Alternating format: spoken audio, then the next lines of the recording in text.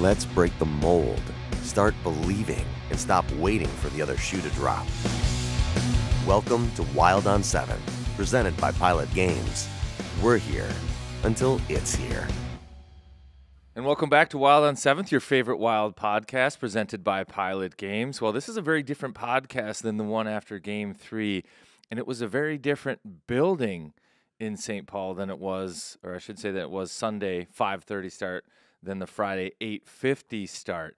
The Wild have not fared well over the years in their Game 4s. I think they've lost 7 of 8, now 8 of 9, and I think it's to some degree we have to say shame on you to the fans, because if the building wasn't the same as it was on Friday night, sometimes you guys as a fan, you just have to take one for the team. I know it's not Friday night. I know it's not 9 o'clock, but you'll have to rearrange your day, whether you were at the pub early, you had a nice jig on, and then you go to the game on Friday. You have to do the same thing on Sunday. So if it's noon, if you've got to hustle out of church, get out of your Sunday best, get to the bar to make sure that you're ready to go for 5:30. I think that's what needed to happen. But it was a different vibe. It's almost like the fans read all the press clippings, and it's these self-fulfilling prophecies where the Wild don't do well in Game 4. And as we're trying to break the mold on this podcast, we're still, as fans, continuing to wait for that shoe, the other shoe, to drop, Kinger. Yeah, I would call it Frustration Sunday. Frustrun Sunday? I don't know. Frustration Sunday. Did that go well? Out of Yeah, it was really good. I feel starting off hot. I feel like I'm ready to go. The building, and it was a nervous building. I was at the game Friday and at the game last night, and I don't know if it was the matinee. You know how I feel about children going to playoff games. I do not represent the Minnesota Wild when I say this, but generally, if you have a kid that's under 10 years old, please don't bring them to a playoff game. That's my hot take. It was like because you took the malice out of it. It's just it wasn't medieval. Yesterday felt like we were at the Science Museum versus the medieval Friday night. Now the 9 o'clock start, everybody's juiced, but I think Carter's right. If you're going to go to a Sunday matinee that really matters, you got to run through the same protocols. Think of yourself like, you got to get down to 7th Street at, I don't know, 2:30. Yeah, 2 o'clock. You got to, hey, little Billy, I know it's your 8th birthday, but I'm actually bringing Uncle Jimmy with me to the game today. And then Billy starts crying. Dad misses his birthday, gets down to 7th Street about 2, and we have a better atmosphere. So I know everyone's going to say the officials. We're going to get into that next, but I will say nervous building, and psychologically why I think is it was more nervous up 2-1 because as Minnesotans, the closer we get to it, the more uncomfortable we get. If we were up 3-1, I can only imagine the nervousness in there. It gets worse because it's like when I used to do new business and advertising, a guy would say, "Don't drop the meat in the dirt." It was like at the end of a pitch, you already got the steak in your hand. Don't drop the meat in the dirt. Minnesotans' hands are shaking so hard we can't get a grip on the meat, But yeah, it was a frustrating Sunday, to say the least. Where would you rank the Let's Play Hockey yesterday? Well, I was happy. Actually, while you were talking, I looked to see if the Twins won yesterday.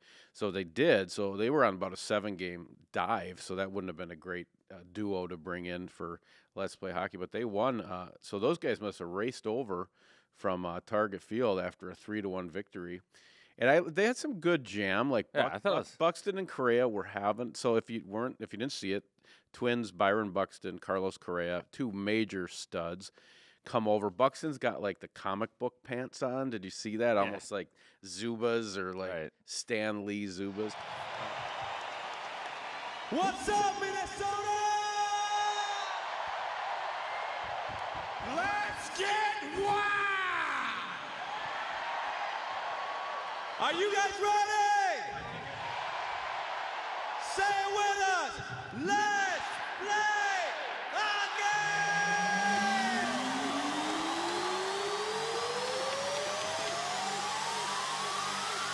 The coolest part about it was right when they got done, did you see them hug each other? Like, like that was awesome. That was cool that we did that. Yeah, I thought they did pretty well. It's no Mason Shaw. Well, that's the hard part. I mean, You have band of brothers, Mason Shaw Yeah. coming down the tunnel with one leg. maybe the best all time. Move over PJ Fleck. You may still be on the podium, but Mason Shaw stands on the number one stall. That's a tough one. Yeah, to I don't. follow. I mean, he's like Lieutenant Dan or something, and then you got just two baseball players. It's tough, but I don't know. By the way, we're gonna have a Friday night game. Who do we? Yeah, who do we? It's gonna. I hope it's an 8:50 start. I used to hate that, but having sat through that thing yesterday and just kind of like waiting to put money in the collection basket, I mean, that was not a great atmosphere. And game ops were dialed. I think they play this like Zeppelin song, and then they got the Air in the Night remix. They got the light show. They're always doing things. They got live bands playing in Excel. I mean, I thought game ops are really fun, but there was just a tight sphincter. I was thinking about this the other day too. How there should be something where the home team gets the playoffs should almost start on the weekend. So, however they make that work, because Dallas, in some degrees, is getting the short end of the stick. They have a Monday, Wednesday game, 8:50, and then Minnesota gets Friday, Sunday, which in my opinion is better than Monday, Wednesday. And then they go back. Dallas is going to get game 5 Tuesday, Wild game 6 on Friday. I mean, it works out. The days of the week in terms of crowd availability and all of that stuff, I think favors the Wild for sure. Everybody in this playoff round, the road team. Well, hell yeah! If you could Speaking get of the road win teams, tomorrow. Yeah, speaking of road teams, they all went in yesterday and won. There was 4 games, 4 road teams won. Wow, that's All true. game 4, all taken by the road. Yeah, it was. I do want to wish Kirill Kaprizov a happy birthday today. Yeah, I it's know a he's a big day. big listener. How do I say that in Russian, Huss? If you could just write it down for me, I'll say it in Russian as well. But do you want to do officiating? I mean, do we? Well, so let's get into. We thought that, and this is, I thought that there would be more hate for certain players, that they would be the ones that where we were directing the hate towards, and it seems to be they're just going through playing their game. I don't feel a lot of hate for anybody in a Stars jersey right now.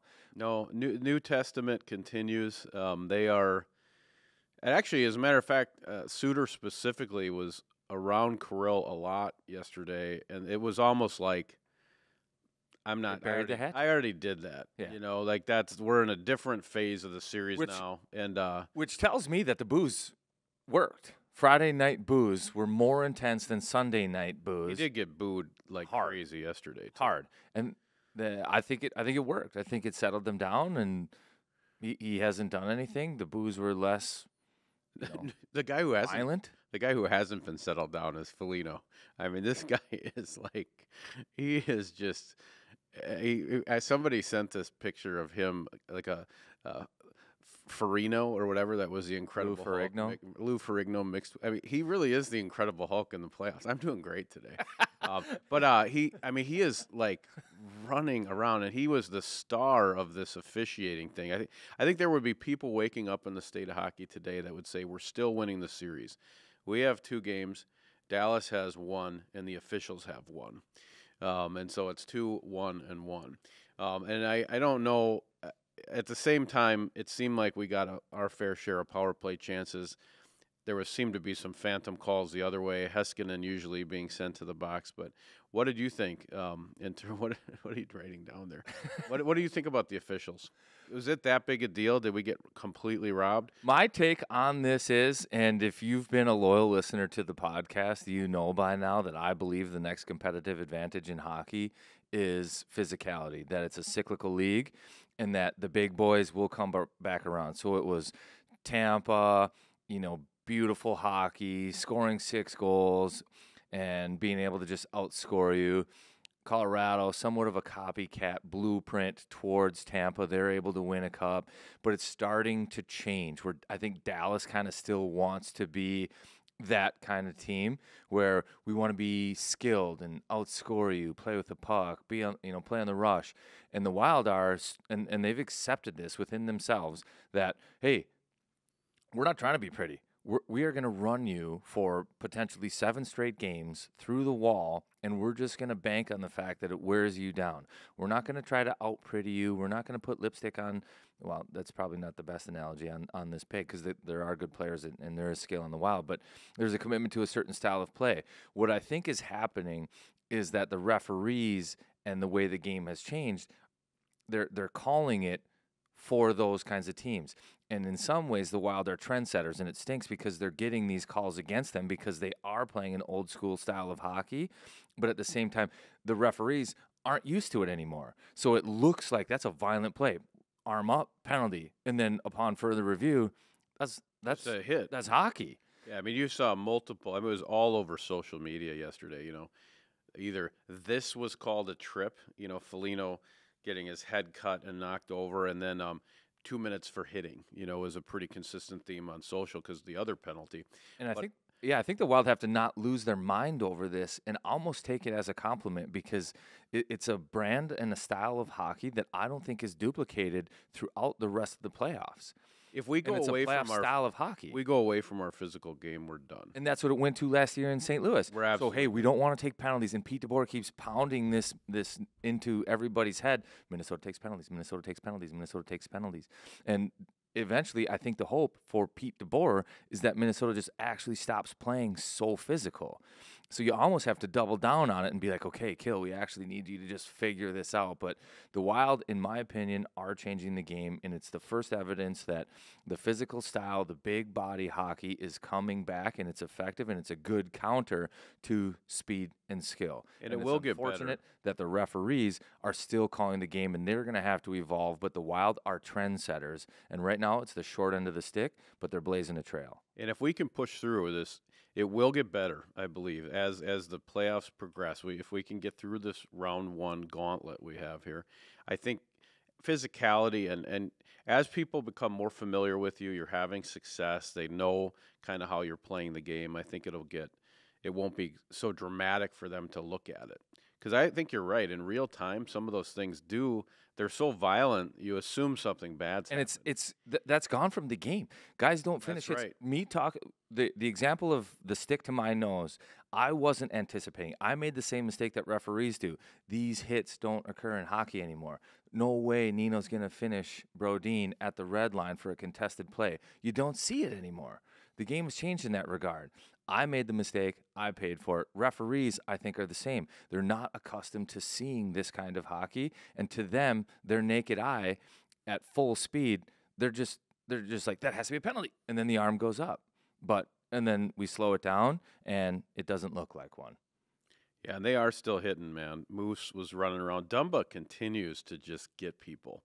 I mean, Sagan I know he had a good game yesterday. Did you see him laboring after that one? Yeah. I mean, on the pinch you're talking about? Yeah, he got him good. And obviously he came back and did some damage, Mr. Sagan. But, yeah, these, like you said, this is cumulative, right? So every time you can lay a body, every bruise, every ice pack, every second guess, every, I'm going to maybe wait on that play.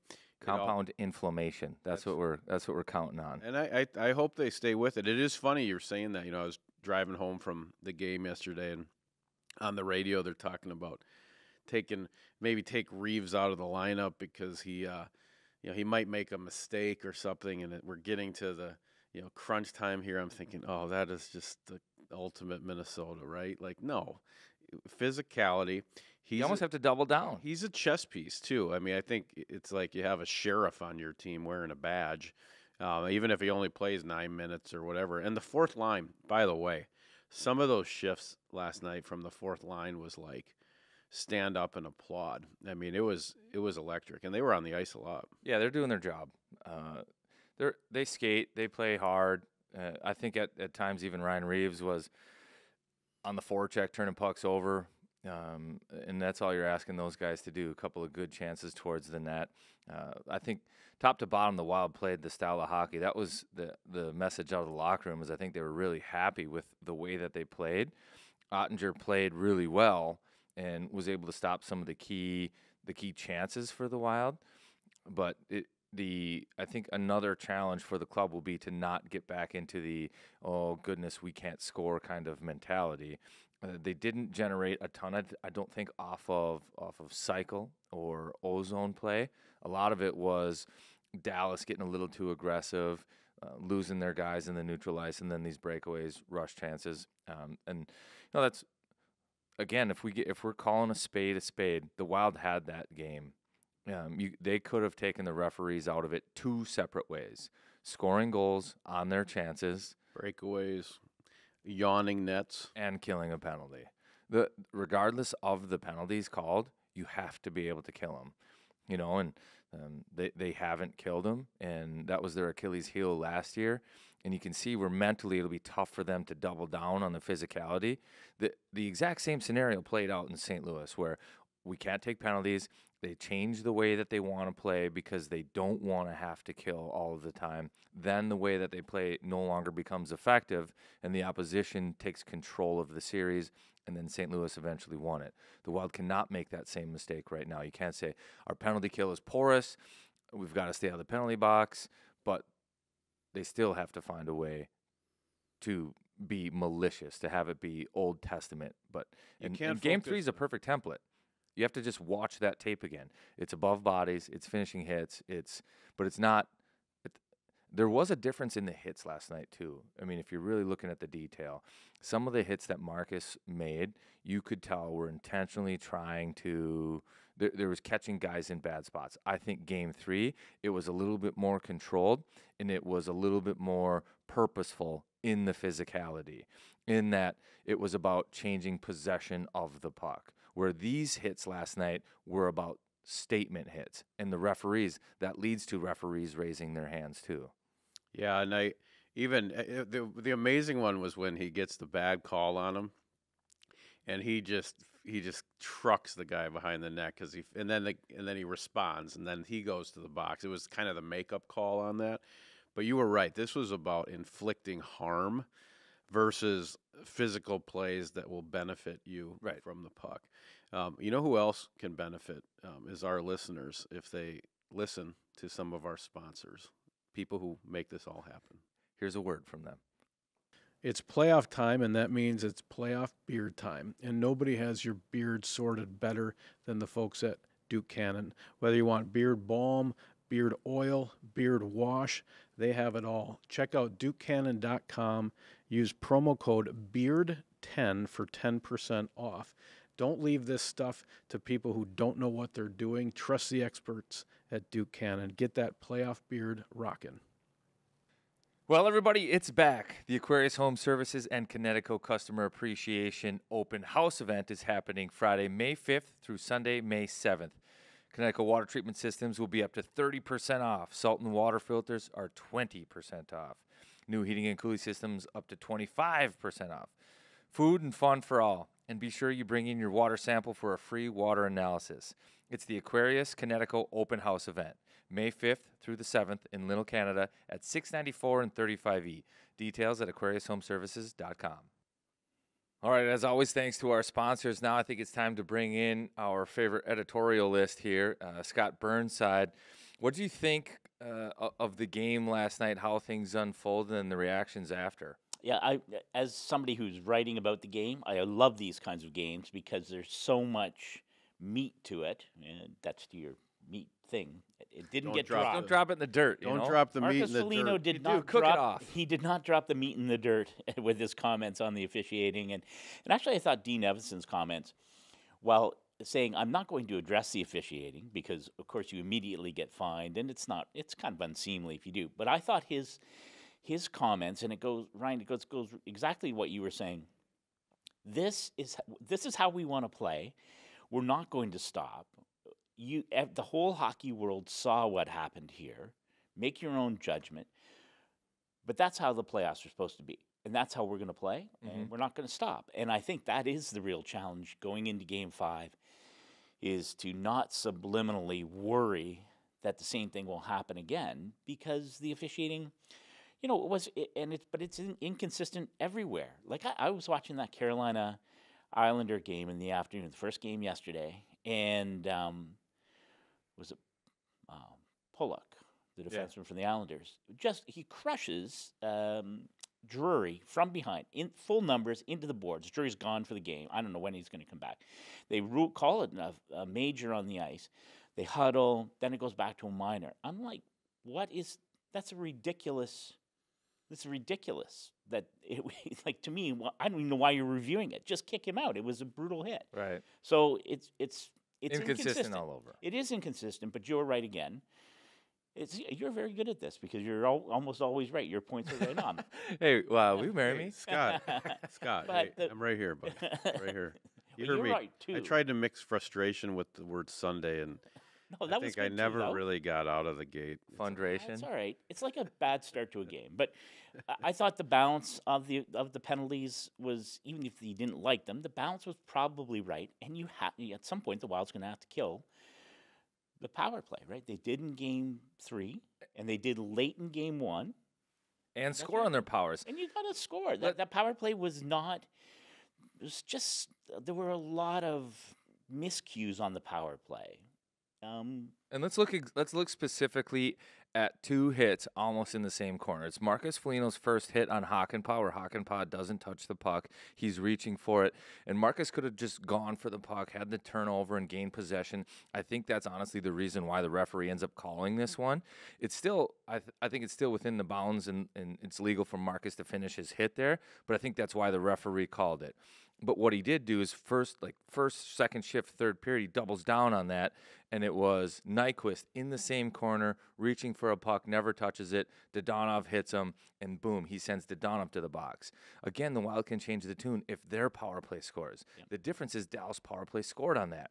The Wild power play did not. And as frustrated as you can be with the calls, that referee, that was a makeup call, and he made it. And at the same time, it was like because of the same exact play. Yeah. So the refereeing can be in question, but at the end of the day, this is playoff hockey, and there are challenges, and you never know the battles that lie ahead, but you're going to have to somehow work your way through it.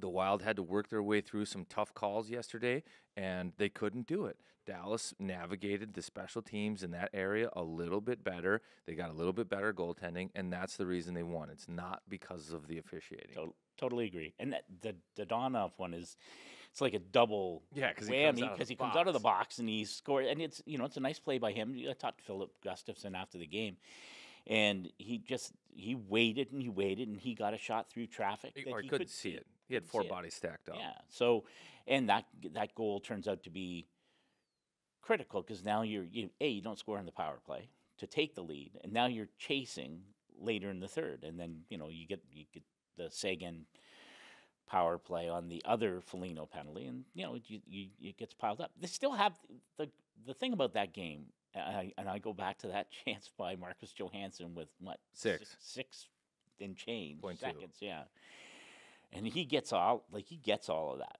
Like it's an unbelievable wheelhouse, right where you want it. Everything laid out exactly how you would draw it up. Yeah, forehand, moving into it, loose puck, flat, just everything. Andre made the save. Oh my God! And there it is. You don't. It's yin and yang, right? I mean, yes, you got to capitalize. Kaprizov has the breakaway, can't score. Foligno has a breakaway and 2 glorious chances on the same play. Yep. And then the Johansson, there were a couple of ones. I think it was Foligno has a chance. Puck's bouncing a bit. He's on the edge of the crease. Yeah, Freddie flipped it over. Missed Got opportunities. to score him. Yeah. Yeah, they could have buried him. First goal has won every game in this series. The Wild had the best of both teams in terms of opportunities to get the first goal of the game. They didn't. They let Dallas hang around. Dallas eventually got the first, and that's not the reason they won again, but that's one of the trending storylines in the series is you get out of the gates hot, you get a lead. Seems to be helpful. I want to underscore 2 things from the start of this podcast because I think using St. Louis as a reminder of last season. So I hope these officials, I wish we should send them a box of VHS tapes of playoff hockey from the 70s and be like, every official has to watch 3 hours of these Rock'em Sock'em Don Cherry videos. Just watch it, and remember that you're in the playoffs. You're reffing playoff hockey, so settle down. Okay, so like if hopefully that'll happen. The second thing is we can't try not to do something. That's what we did last year. We tried not to get penalties. Right. We tried. If that's a negative, it's not a plus. It's a negative. You can't try to not do something. Try to get better on the kill. Maybe it's a new strategy. Maybe it's more aggressive. Maybe it's new players. Maybe we're mixing up the lines, whatever. If you're trying not to do something, that's like driving around in your car with a cop behind you and you're all jittery and like even if you're driving normal, you're You freaked stop out. too long You at the just- stop yeah, sign, you're and just then like- you get a ticket you're for like- that. You're like You're under the speed limit. You can't try not And to you- do they something. think So you're high. we are the 7th Street Savages. We are one of the biggest, baddest teams in the NHL. And it's time to just keep being that. And like you said, if we can carve this path, I think as we go further in rounds, the refs will catch up with it. Part of what I love so much about playoff hockey is the psychology component to all of it and how you handle it and the nuance to coaching. The soap opera. Yeah, and to the storylines. And I'm not being critical of either or complimentary of either coach in terms of how that they've handled the media, but I think when coaches have their availability as the leaders of the club, they're talking to one of 3 people with their comments. They're pointed in their comments to either their players, The other to team. the media, or to the other team. And they have to make a choice on who they're talking to with their comments. And, Pete DeBoer, after game 1, goes in, and who's he talking to when he says, we have the best referees in the world? He's talking to the media. That's not a comment to his team. That's not a comment to the Wild. That one's to the media, right? Now, last night, Dean Evison comes in and says, you guys all saw that. Players talk about referees not being fair. Listen, everyone in the hockey world watched that game. We all know what happened. I'm not going to comment on them. We have our opinions, but what's the point? I hope you can all write about it and talk about it, but, there's no point in whining about it now. They're gone. Our game was really good. If anything, we should have could have scored earlier. We had lots of good chances, so we like the way that we're playing the game. Hard, physical, finishing our checks the right way, how playoff hockey should be played.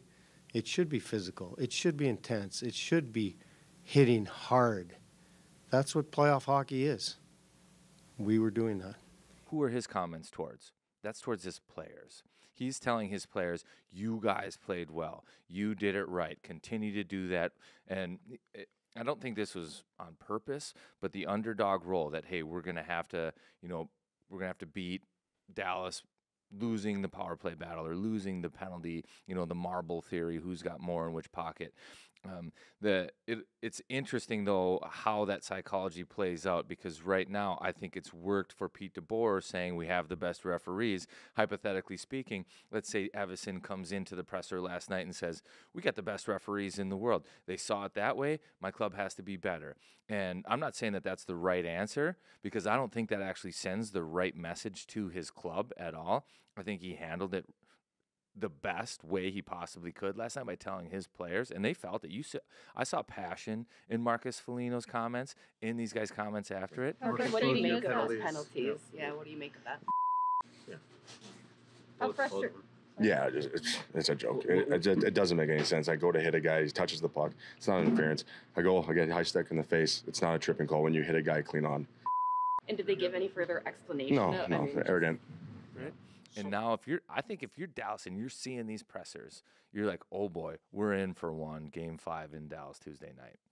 Well, you have to, like, the referees they're paying attention. Stephen Walcom, the head of officiating, is he's aware of what's going on. The officials are hockey people, so the other team, the groups of officials who will come into Dallas and do Game 5.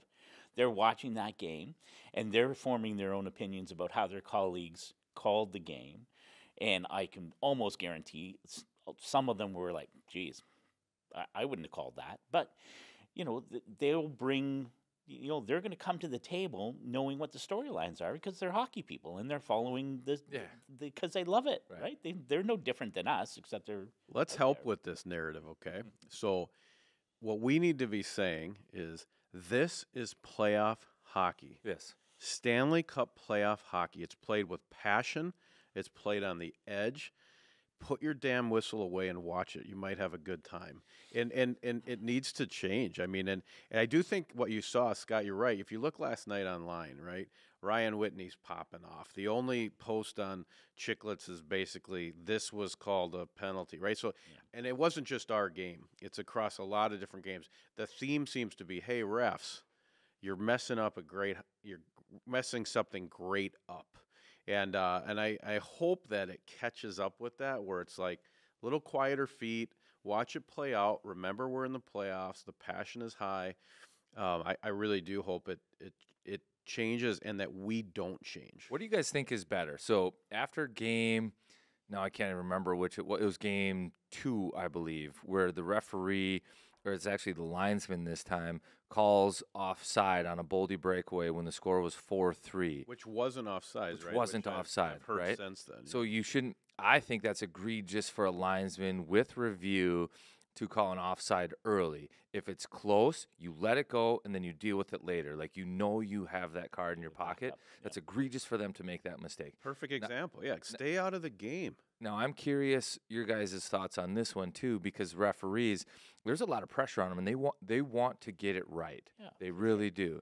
Now, what is worse, for them to call a penalty that wasn't or for them to miss a penalty that was? So should they be more conservative and just let them play? I would miss it on both sides. You know when you're watching a great game and people go, well, they put the whistles away now, and the only way you can get a penalty is if you like two-hand slash a guy in the throat. That's like the only way. You've watched those games. That's old school hockey. Yeah, like totally down with That's that. what the Wild are bringing back. Cage match. We both get to do whatever we want. We're in a cage match.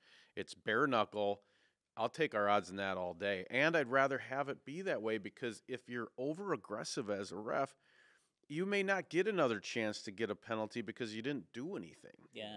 Maybe I'm more New Testament. I just, Scotty. I just want it to be Fair. I want it to be, yes, for sure, fair, but I want it to be obvious what this game's going to look like. Like there were no penalties in the first period, and it wasn't until they called, I think the first Dallas power play was early in the second, but really it became this flurry of, okay, like there was this constant toing and froing, and I'll tell you, like I don't think that was a trip on Hockenbaugh at the end. You'd see the replay. No, Zuccarello even said down. no. Zuccarello looked at the referee and he goes, "That wasn't a trip." Yeah, like his stick might graze the outside of his skate. He did not trip him, right? Like that's not. So I don't like those calls. But here's what I wish would happen is that when there's a play that is, you're on a rush. It's an odd man rush, or you're cycling the puck. You've got some pressure, and you're dictating the offense. And someone puts a hand on a guy, gets a stick in the gut, and I do think they do a really good job of calling a lot of that stuff. But I don't want that to. You can't let that go. It's like in the Super Bowl. And I said this. You go back to the final. It was both the Super Bowl and the. Championship game? The AFC Championship game. 2 fouls called at critical moments. Like, that was a hold. It was a hold that led to Casey's winning field goal. It was a hold. It should be called. And I don't like a game, it's 2-2 or whatever it is, or you're in overtime and somebody tugs a guy's jersey when he's about to go on a 2-on-1 or whatever it is. I think you got to call that. Mm-hmm. I just think you have to call it consistently. So you're like, yes, I understand what we can expect as a team and as a fan. I think there's always going to be inconsistencies, and if I'm going to go on a tangent right now, it's going to be about this. And I didn't see the play on Pulock on Drury either, but part of that is because Drury's not a star player. So a lot of times the referees will be looking for these guys. How about Reeves last night when he gets tripped? Yeah, they won't call that it's stuff because these guys. It's impossible to get a penalty if you're Ryan Reeves. You get one drawn against you. That's what I mean. He could do It drives me nuts. He was blatantly tripped in that game. And have it be fair, it has to be fair. But they will not call it if it's a star player that got tripped like that. power play. 100%. If it's Ryan Reeves, it's not. And that drives me nuts. If Drury was a star, that is a 5-minute major all day, every day. That drives me nuts. Yeah, I said that I had the couldn't believe it. I'm very like, same thought. what do you on gotta that do? play on Reeves? And what's annoying about that is that there's an official 20 Watching feet away. it. He's watching the play. He gets a chop in the ankles. He falls. That is the definition of tripping. It's not what Marcus Foligno did. That's not a trip. You can call that charging or whatever you want to do. But what happened to Ryan Reeves? He was tripped. Yep. Referee saw it, chose not to call it, and and I think you're probably right. He's like, that's Ryan Reeves. And He's Reeves not Wasn't getting going it to right. score. Didn't negate a And scoring Reeves wasn't opportunity. even mad No, because he everyone knows. He expected- knows he's not going to get a penalty. He I just think went I- right back to the bench. He's like, "How was your shift, Ryan? Fine. Yep. Normal stuff." Yeah. Oh man, awful. Hey, Scotty, you're always in the pit talking to all these people. What do you got to say to get a 10-minute misconduct and get ejected from the game from our buddy Hartman? I mean, by the way, Hartsey is the best. If you made a playoff player in a lab, he is so great. He's playing great, and he's just a wild card. I mean, we don't even have him for the last 3 minutes of that game. The guy might have scored the winning goal. He's not in the game because he took it upon himself. He must have done a beauty. One of the 2 game winners in the series. I know. I'm saying he wasn't out there, and I think people kind of missed it in the building. Yeah. Because it was like It was weird. They sent 2 10-minute guys off. Duhaime went and Hartman went. So I don't know if Duhaime thought he was kicked out too. Then Duhaime ends up He coming came back. Yeah. So you look right in the ref's eyes and you say, hey, why don't you go? That's how you get ejected, or do you have to even go further? Because if you get tossed from the game, playoff game, what on earth do you have to say? Well, and I think maybe it's just managing. It's like that. It was game 2 where they tossed everyone. Where they tossed everyone. And incorrectly, of course, because it's 3-1. But now the referee's like, okay, we're going to put a lid on this.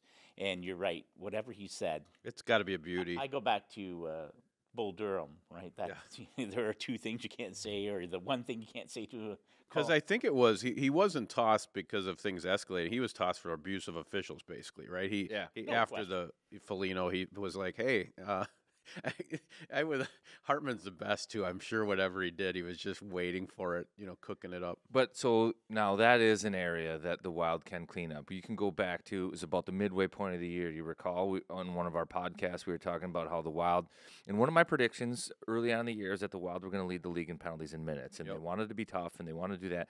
But what they got behind the 8-ball on was letting it emotionally affect them. So then they would get rattled. And then Dean they used to all have that. Yes, and they all start screaming at the referees. And then all of a sudden, they are playing against Dallas and the refs because the referees are They hate 'em. physically, emotionally upset with them. The Wild have to, and if they're going to pull themselves out of this, it has to be like, and you see these guys. Marcus Foligno gets called. He won't go to the box. Yeah, he's losing his screaming mind. at the referee, and I get it. That's a passionate play. I've done the exact same thing. But at times, if you are playing the game within the game, you have to eat crow, sit there, say absolutely nothing, skate to the box, and not emotionally let it get you on tilt. I think the Wild got on tilt last game, and I don't think that's what burnt them, but it will eventually burn them if they don't get that straightened out. Like if Hartman ends up getting kicked out first period of the next game, then that's a massive L. Like they have to find a way. Well, to he's stay on calm the on ice that at the bench. end of that game if Yeah, he's not that- launched. I there's mean, no and question. that's a tough. We score the second goal. There's still a minute left. I mean, that is Ryan Hartman territory. Put one off your shins or however it would happen. But yeah, I think you're right. You look at these Tampa Bay and some of these other teams that do have some heavy players as well. What they typically do is if they think it's a BS play, they just kind of smirk and go, and they go to the box. They're not like so emotional about it, right? And they're not carving it into the refs. It's more like, oh, you kidding me? And they go to the box because. And I think if you do that, you're right. You don't get them kind of rooting against you, subconsciously. Yeah, and you think about to your point, what you have to say. Like I've dropped F-bombs, whatever else, looking at a referee's eyes. That is, I don't know what was said, but that is. Well, what would Hartsey do? Steve? Hartsey's probably on the bench like, hey, I'll take care of this. What if it was the exact same chirp he used on Bennington? Hey, just stay in this. it. You guys will get Stay it. in it. You guys will get it. You know what? Don't listen to the crowd. I bet it was. Stay in it. I bet it was. I know they're all saying like refs that. you suck, So but I great. actually think it's going to even out by the end of the worry, night. stay in it. You're gone. Just Don't worry. straight sarcasm. You'll eventually get one right. Don't worry. Stick with it. Oh, man.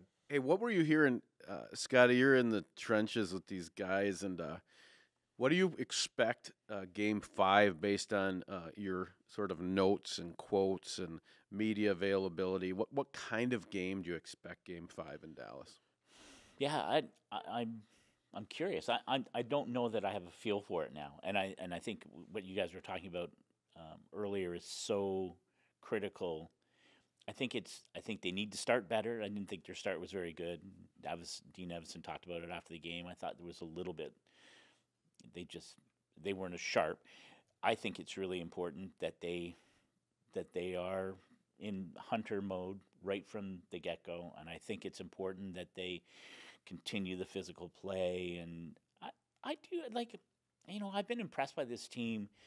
To me, with the great conversation after game 2, after game 2, and it was bad. That response was so impressive in game 3, like that. And we talked about it, right?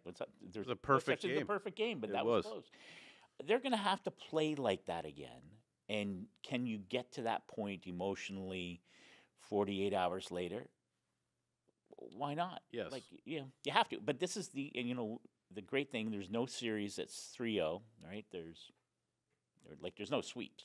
So every team of the 16 is now in a position of, okay, we're getting, Carolina, 1 to win. The Islanders, we're on the edge here, right? Edmonton comes from behind to win in overtime to really save that series and put it back on even footing. Okay, it's best 2 out of 3. Boy, that's a pretty good spot to be in if you're the Minnesota Wild, I think. And I think as long as you have that attitude, then we're going to see a really good game, and we're going to see Minnesota continue to do the things they've done. They have been consistently the better team 5-on-5, really, the whole series. So there's one card that Dallas has that I'm just the return of Joe Pavelski, right? So I don't know when this is Been gonna a week happen. now. That's like so that's like the token amount. That's like it's too early, but you can get away with it. Yeah, 7 to 10 days typically, right? Concussion protocol. Tuesday will be 7.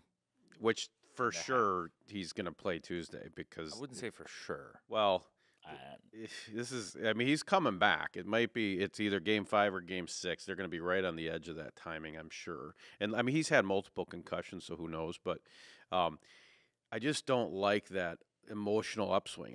If you Mason Shaw, leaning in the Let's Play Hockey gave us what he gave, the team.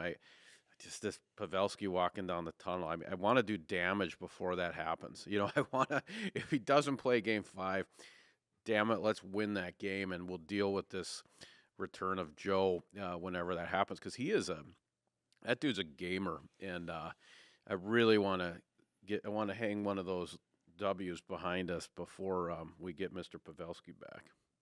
Yeah, I honestly don't. I'll be shocked if he appears in this series. Really? Yeah, I just I'd be shocked if he doesn't. I'd be shocked if he doesn't, and I think he might play. This is now.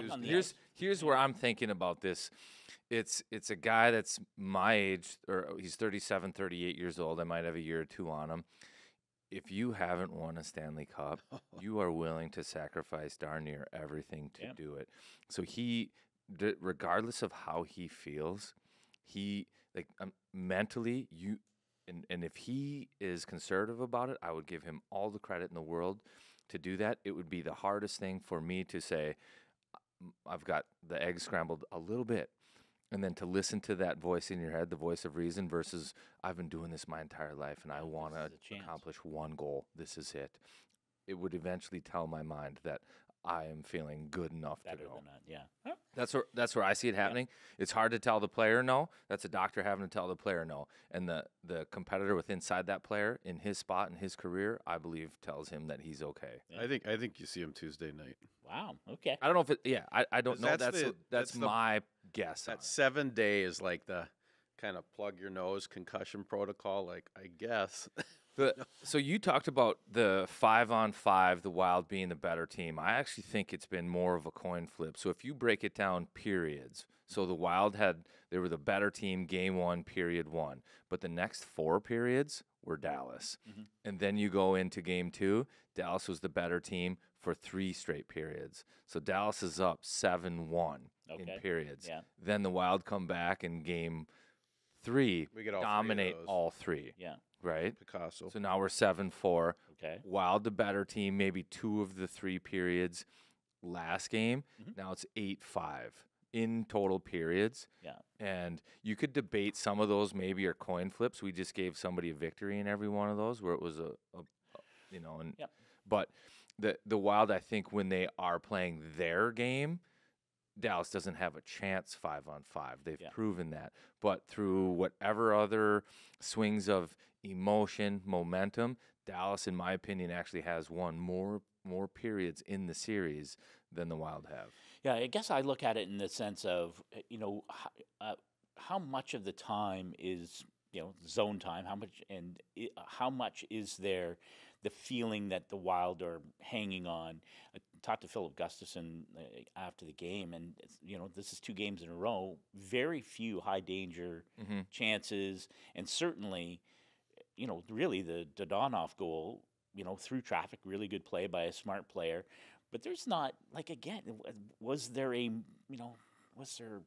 what's the save? Where's the Gustafson save that you're like, holy cow, that kept the Wild in it? I'm not sure there was one. For sure, game 4. Yeah. Yeah. Yeah. So, and now you've done that 2 games in a row where you've basically eliminated high danger chances, and then it goes back to the special teams. You score 2 power play goals, and I just think, and I thought the Wild, again, interesting breakouts last night. The guys wide and that real hard slap pass. Yeah. And that led to early 2-on-1s. Almost like suck hole. Like when I was watching it from up above, I'm like, Carrill's standing on the far blue line against the wall for a huge section of that game. Like they're flying him high. And you did get a lot of breakaways. Well, and there were lots of good shifts of cycling and pressure. That fourth line, you mentioned the fourth line, they had a number of really good shifts where it was zone time in the Dallas end. So, I'm not saying it's whitewash, but I do think that the Wild have been better at 5-on-5. When they're playing their game, there's no question Dallas doesn't have an answer. Yeah. Yeah. All right. Well, enough venting, enough of the blame game, negativity, and other. So there's a lot of positives that I think came out of last game too. We'll get to those after a word. The Wild on 7th pod is sponsored by Gem Sleep. Even Ryan Carter's mother is solving her sleep apnea. We got these late starts for the playoff games. We can't have Dana Carter walking around like a walking zombie, low energy, hurting her relationships, bad for her health. No, she took the initiative. Gem Sleep took care of her, almost like an Uber for sleep apnea. Gem Sleep is where sleep apnea goes to get put to bed. And be like Ryan Carter's mother and reach out to mygemsleep.com/wild. Don't be a walking zombie. Take care of yourself this playoff season, just like Mrs. Carter. All right, everybody. Well, I think with the 80-degree days that just rolled through, we can officially say spring is here, which means it's roofing season. And if you're like me, lived in one of the areas that had the storms roll through with plenty of damage, it can take 18, 24 months for some of that damage to rear its ugly head. Good thing for you, our friends at Wild Construction have a great tool on their website. They've got a 3-year hail history map. They've got inspection write-ups and other things that you can check out. Super easy to use. Just go to their website, input your address, and they'll give you info on good, better, best price options for your roof and the damage that you might have. These guys want to help you out. They're a Minnesota-based company, good quality guys. And, hey, man, Wild Construction, they make it happen. Check them out, wildconstructionmn.com. Well, the Wild are in the 2nd season, the best one. And you know what? It's also slaw season. Do not sleep on the slaw. Get yourself some Jimmy's coleslaw. They have original, pineapple, and fat-free.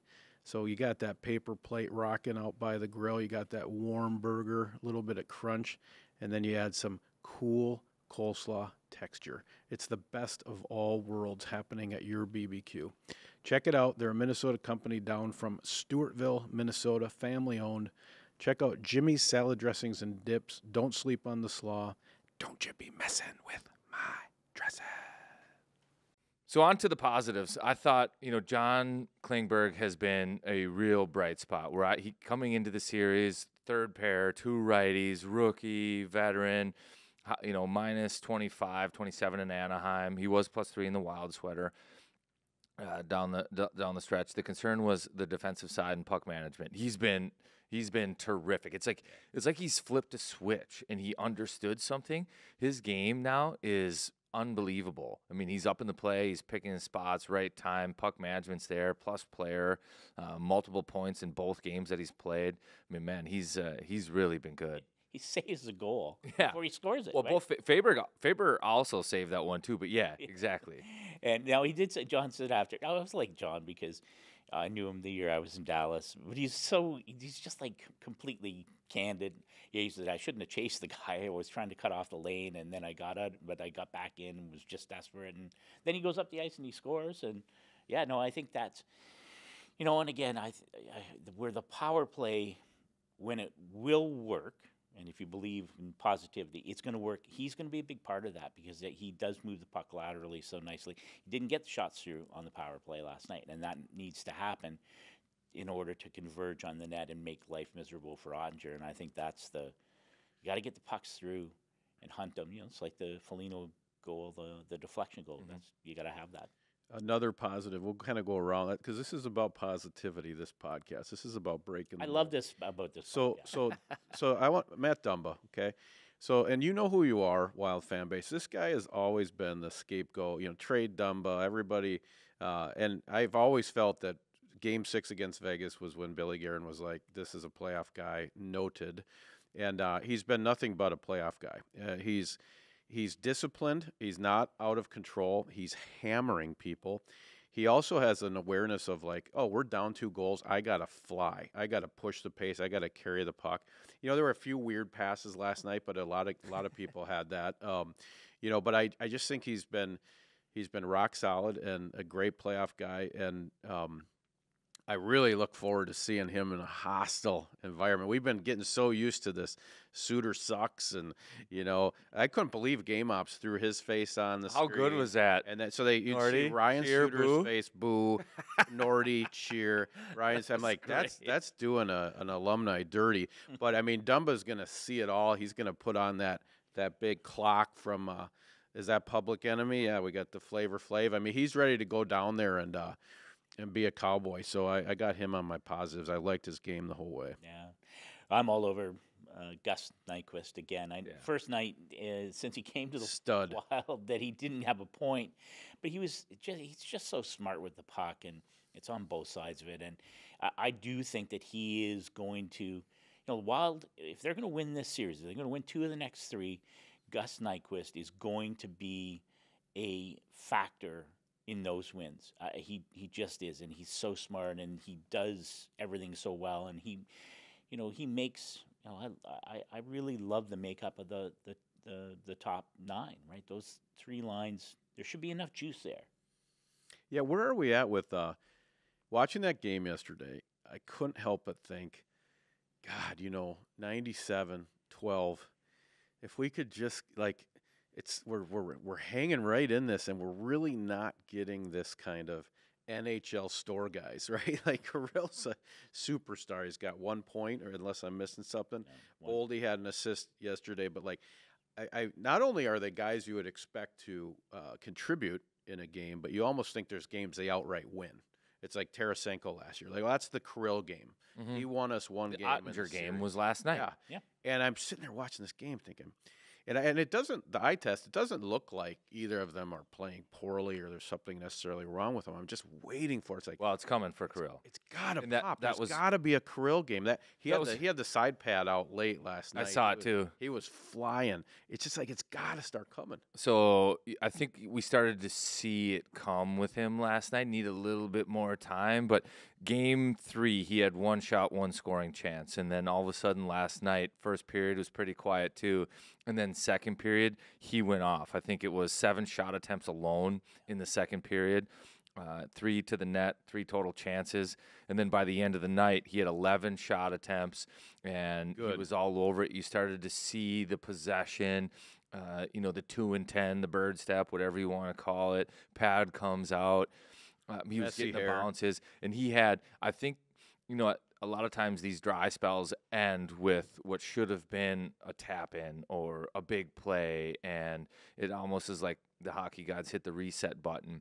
Backdoor last night where he has the open net. It's a tough pickups for him still, and he catches it towards the net, but Delandria, like diving, reaching for it, catches it with just a piece of the stick, much like Faber did. Yep. In game 1, much like Faber did. Same exact play, but it doesn't go in the net. Kirill, I think his breakout game, it's coming, and it might be 5, might be 6, but the Kirill show is absolutely coming. It's on the horizon, and if you're a Wild fan, I think you're happy about it. You've got your tickets and your popcorn. I look forward to that. Happy birthday again, 97. How about Boldy's game? What do you think of that? Yeah, I thought the same thing, that Boldy was coming, because I thought his game was much better in game 3, and it maybe a little less so last night. No shots, I think 4. He attempted 4. Yeah. So, it's He looked really good early. I thought the first couple touches, he looked like he was going to maybe take that game over, and then it just didn't materialize. Yeah, it hasn't happened yet for him, and I do think it's going to come, though, and I think he's learning it. I think he is learning it, and I think it's he's still a kid, and there are a lot of good players. It's going to have to come, though. I think if they're going to win this series, both Kaprizov and Boldy are going to have to be factors if they're going to win 2 of 3. I'm interested to see. I think it's possible that Gaudreau goes back with those guys, and he ends up being in the middle, and that line is reunited. I think the reason that if any reason they'd be hesitant of it, if you do a deep dive into the analytics, expected goals for Foligno, Steele, and Nyquist, which I think they played together in game 1, was like 15%, meaning the opposition had the better of the play 85% of the time. So they kind of got owned in terms of expected goals and opportunities to score. And I think maybe that's part of where there was hesitancy to put that group back together if you're reading the analytics. But now if you're reading the Boldy analytics, it's better for him with Gaudreau. So I don't know how that's going to go, but I could see that being a subtle change to the lineup where Gaudreau and Steele kind of flip. And the Wild maybe just manage that a little bit and try to see if they can't get 3 lines going and not put that line in a bad spot defensively. But I think Boldy, that Boldy, Gaudreau line will make a difference. I don't think what they had with Steele was good enough to keep them together. Hey, I did see some folks last night playing the hot lap game. I just want to clarify a couple things, okay? So I saw like a dad playing with his son, and they were both looking for the same 3 things. Okay, this is not the regular season. This is not about fellowship with your son. This is about competition and getting our teeth sharp. So you need to have your own list of 3 things that your son is looking for, and your son gives you 3 that you're looking for, and it's head-to-head, winner take all, sudden death, 1 lap at a time. That's how hot lap is meant to be played. We learn our important lessons at home. It has to be a competition between father and son. If you're going to bring them, sharpen the teeth. And don't let them. And if you're going to bring your kid, no to more the Minnesota game, Nice. I already thought we decided We've got nice no more NHL kids. players. We want no one under. Well, the Wild would love that I'm saying that, but I really think if you're not double digits, I don't need to see you at the X once we're in the second season. I'm sorry. Unless you like that mullet boy they had on the screen last night, number 32. He won jersey. the USA Mullet Championships. I don't care what age he is. You can bring him. How about the shades? He can bring him. He's probably under 10. We can bring him. But no, and then when you do hot lap, make sure your choices are interesting. If you're on the club level, you might say bad Botox. You might say someone with a missing tooth, maybe an eye patch, someone rat limping. tail. Yeah. Like just give yourself, I want to see a Russian Kaprizov jersey, right? Like make your entries solid but possible, and let's hone our craft here. Let's get our teeth sharp. An imported, fake, authentic Wild jersey. and You know how you can with tell the the bad difference? green, the bad retro green. Exactly. Yeah, the one that's at Saks on the silent auction all Right. the time. Like, hey, where did you get that? Yeah, that's a great one where the circle's not cut out of the Right. 9 and the 97. No, I just in closing for me, I also think what I like about Hartman's game in the playoffs is there's nothing cute about it. If that guy can see the goalie, he's shooting. I think he had the pass off the pad yesterday. I see too many guys in the Wild, like, this is the playoffs, man. You got to play like Penn State in the Big Ten. Like, if you can see the netminder, especially Ottinger, shoot the puck. Get it off a pad, get in a scrum, get a rebound. And that's what I like about Hartman is he's not messing around. If he can get it there, he's getting it there. I just see one too many passes. I don't know if you felt there was just a cuteness last night offensively that I think cost us. I think we would have scored one more goal if we weren't so cute. Well, and I think the power play has to, and maybe that's I think it happens there a lot. It's a fine line though, right? Because people get mad if you're getting shots blocked all the time, and maybe it's easier to defend if you know the mindset is we're not going to try a backdoor play, or we're not going to go low to high or high to low or whatever. You're just always doing, the focused on getting pucks to the net. I do think you have to mix it up, but there just seemed to be something a little bit out of sync. A couple, just the vacant passes and just stuff that just, they weren't in sync, and that needs to happen if they're going to win 2 out of 3. Yeah, the other thing is I don't think you have to anticipate every game being a Picasso like Game 3. Not everyone's going to be perfect. It was wonderful. But at the same time, end of the day, the Wild have never trailed in this series. They've never been down in a game. Yeah. It's 2-2 going back to Dallas, and I still think they hold court when it comes to response. It's up to the Wild to now respond. I think Dallas understands, oh my goodness, this is our home ice, but I still kind of feel the identity, the way that this series is building itself, that Dallas will feel like the road team going in there, like, oh my goodness, we're going to have to weather a storm the first 20 minutes. Start for the Wild is going to be critical, Game 5, no question about it, but they've got to be feeling pretty good about the fact that they've never been chasing the series. No. It's not like it's out of hand. They've been in control of it, and now if they just come out with a good, solid 20 when they've been the better team 5-on-5, Game 5, get the first goal, then it's, let's go play. What time is the game Tuesday? 7. 7 o'clock. Whoa, that's weird. So it's early, huh? Wait, and fans, watch for this one. I was talking to a member of the media in Dallas. Traffic's so bad there, fans can't get to the rink in time for the 7 o'clock start. Yes. You actually felt the 8:50s were good for the Dallas fans because they couldn't get there. So it could be a half-empty bowl to start. Again, great for the Wild. Stay hot. First 10, Good first 10, point. 20 Good minutes. intel. Yeah. Hot take. We're here. Till it's here. Peace.